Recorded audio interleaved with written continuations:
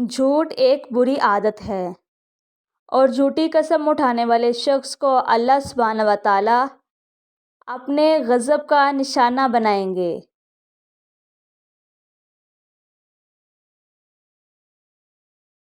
اللہ سبحانہ و تعالیٰ کے شکر گزار رہو، کیونکہ شکر گزار لوگوں کو زیادہ عطا کیا جاتا ہے۔ وضو کے فرائض کی ادائیگی درست طریقے سے کرو، کیونکہ ایسا کرنے سے شیطان دور ہو جاتا ہے اور تب تک دور رہتا ہے جب تک تم باوضو ہو۔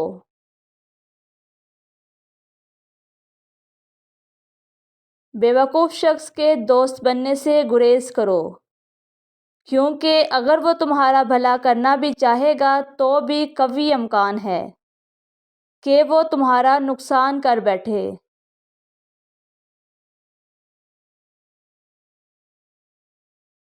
اگر مخلوق خدا پر رحم نہیں کرو گے تو کیسے امید کر سکتے ہو کہ اللہ سبحانہ و تعالیٰ تمہارے ساتھ رحم والا معاملہ کریں گے؟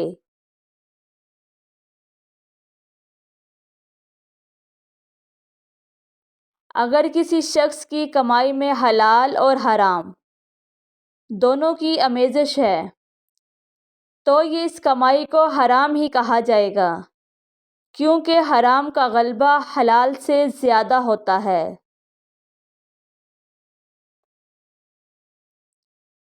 اگر اپنی عبادات میں خالص پن اور خشوع و خضوع کو شامل کرنا چاہتے ہو تو اپنے دل کی صفائی پر توجہ دو۔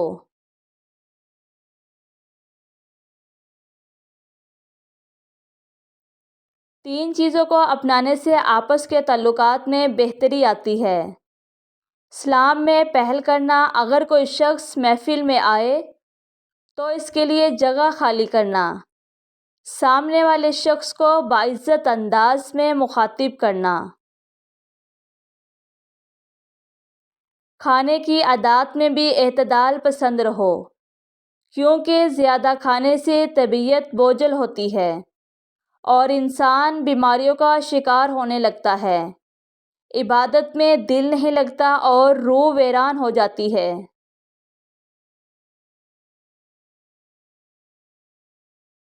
اگر کسی معاملے میں کامیابی کی چاہت رکھتے ہو تو اس امید رکھنے سے وہ معاملہ سر انجام نہیں پا سکتا، بلکہ اس کے لیے اللہ سبحانہ و تعالیٰ پر کامل یقین اور معاملات پر عمل پیرا ہونے کا صحیح علم موجود ہونا بھی ضروری ہے۔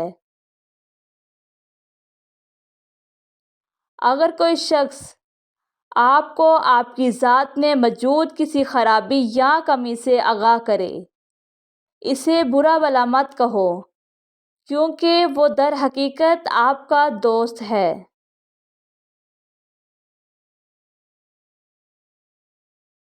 جو شخص تمہاری کامیابی سے حسد کرے، اس کے سامنے کبھی بھی اپنی ضرورت کے لیے ہاتھ نہ پھیلاؤ۔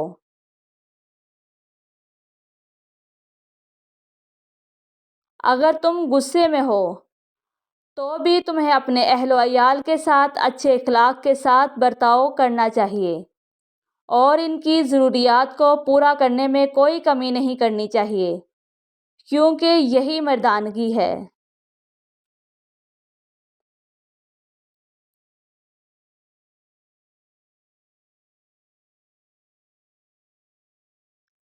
بدکار لوگوں کے ساتھ مت اٹھا بیٹھا کرو، کیونکہ تم وہاں سے صرف بری عادات ہی سیکھو گے۔